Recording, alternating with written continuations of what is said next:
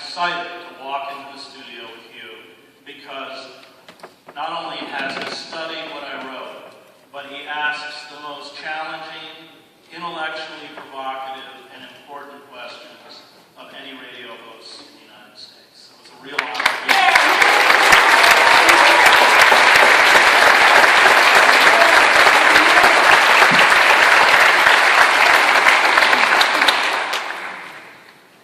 Joe Sacco and I spent the last 2 years on this book, Days of Destruction, Days of Revolt.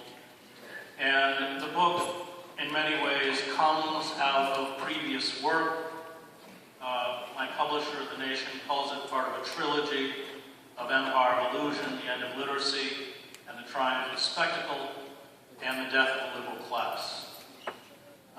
Some of you are familiar with those two previous works, but I just want to recap a little bit from Death of the Liberal Class to show you where we were headed in Days of Destruction, Days of Revolt.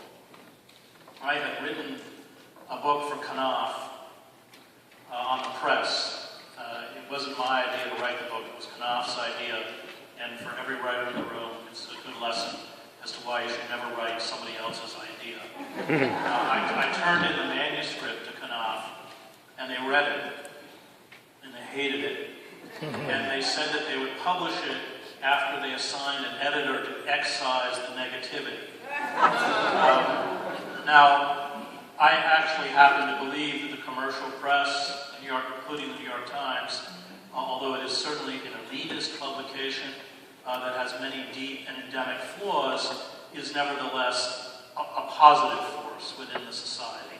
And yet I wasn't about to ignore those flaws.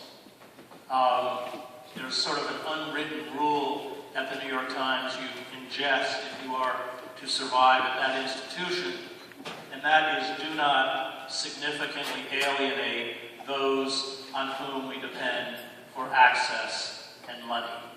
You can alienate them sometimes, but if you continue to alienate them, as any courageous reporter within that institution will tell you, you are shown the door. Sidney Schanberg and others being on that list, Ray Bonner.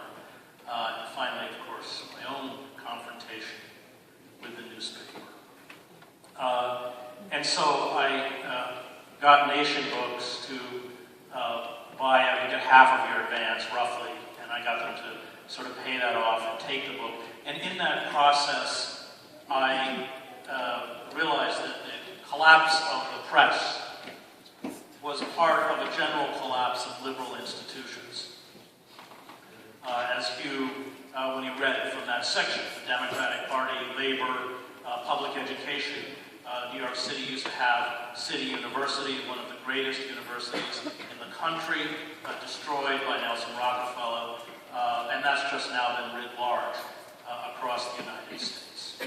And I went back to World War I, to the rise of the Committee for Public Information, known as the Creel Commission, because it was headed by a muckraking journalist named George Creel. And I found that to be an extremely important moment in American history that I think explains or helps explain how we got to where we are today. What happened under the Wilson administration is that towards the end of the war, with the collapse of the Eastern Front, it became very probable that Germany, or the Kaiser, would be able to move up to 100 divisions over to the Western Front, meaning the defeat of the British and the French. And there had been tremendous bank loans given by Wall Street, which, if the British and the French were defeated, would never be repaid. So, once again, you had Wall Street putting pressure on the Wilson administration. Wilson had run for re-election in 1912 on the slogan, "He kept us out of the war to go to war." And there was a debate, a fascinating debate in the circles of power, led by Walter Lippmann, who argued with Wilson that because the war was deeply unpopular, they could create a system of mass propaganda that could seduce most of the public to back the war effort. And that the harsher forms of coercion under the Espionage Act and the Sedition Act could be used selectively to those recalcitrants like Jane Addams, Randolph Moore, or Eugene Debs, who held out. And you have the creation of the first system of modern mass propaganda that employs the understanding of crowd psychology pioneered by Lowell Trotter and Sigmund Freud. Edward Bernays, the father of modern public relations, comes out of the Creel Commission.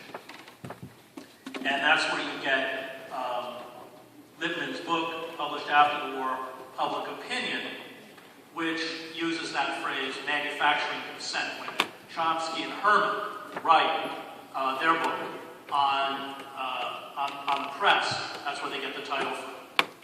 And they're right. They create this massive system of propaganda that has its own film division in Hollywood, making things like The Kaiser, The Butcher of Berlin, that has its speakers bureaus, its own news division that churns out pro-war news stories, and it's only a minority that refuse to be seduced by the war effort. Indeed, Randolph Moore and Jane Addams, in their writings, spend a lot of time despairing of how easily the radical and intellectual class are seduced into the war effort.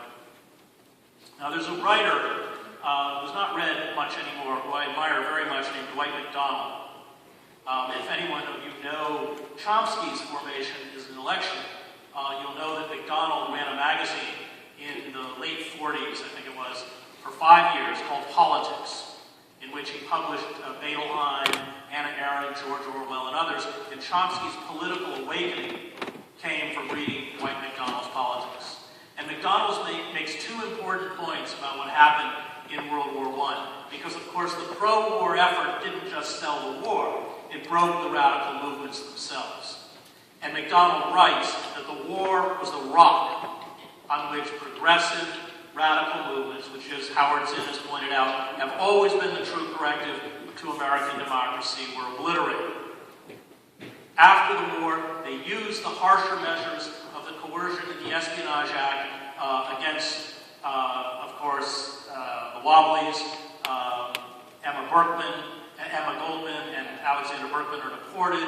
The masses, which refused to publish during the war because you had to adopt a pro-war stance, is shut down, along with Appeal to Reason, a socialist journal with the fourth highest circulation in the country, is also shut down, although during the war they had printed pro-war news stories and pro-war editorials as demanded by the government.